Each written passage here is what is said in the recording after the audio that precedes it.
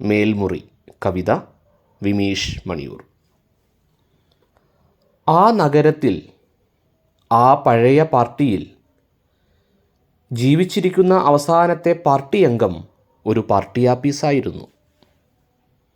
മേൽവാടകയ്ക്ക് മറിച്ചു കൊടുക്കാനിരുന്നപ്പോഴൊക്കെ പുറത്തെ ചുമരിലെഴുതിയ മുദ്രാവാക്യം നല്ല സാമ്പത്തിക നിലയുള്ള തൊട്ടപ്പുറത്തെ സൂപ്പർ മാർക്കറ്റിലേക്ക് ചാഞ്ഞ തെങ്ങിൻ്റെ ചെവിയിൽ ഊറ്റത്തോടെ പറഞ്ഞു നോക്കും. അപ്പോൾ തന്നെ തെങ്ങ് അതത്രയും കഴുകിത്തുടച്ച് വൃത്തിയാക്കും. അകത്തെ ചുമരിൽ ഗൗരവത്തിലിരിക്കുന്ന തുരുമ്പിച്ച ഒരു നേതാവിൻ്റെ കണ്ണടയിലൂടെ തൂങ്ങുന്ന ഒരാളൽ കണ്ട് മടുത്ത് അടുത്ത വണ്ടിക്ക് കയറിയാലോ എന്ന് വെച്ച് പതിറ്റാണ്ടുകളെങ്കിലും കഴിഞ്ഞു കാണും. ചോർച്ചയിൽ നനഞ്ഞ് കുതിർന്ന് മര്യാദക്കൊന്ന് ഉറങ്ങാനാവാതെ ഒരു പതാക നിലത്ത് എഴുന്നേറ്റിരിക്കുന്നു.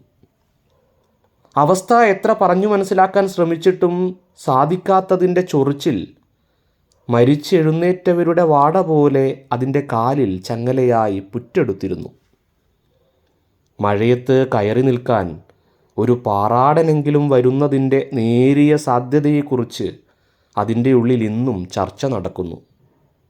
താൻ ഇടിഞ്ഞു വീഴുന്നതോടെ ഒരു ഭാഷ ഇല്ലാതാവുമെന്ന് ആ പാർട്ടി ആപ്പീസ് വിശ്വസിച്ചിരിക്കില്ല.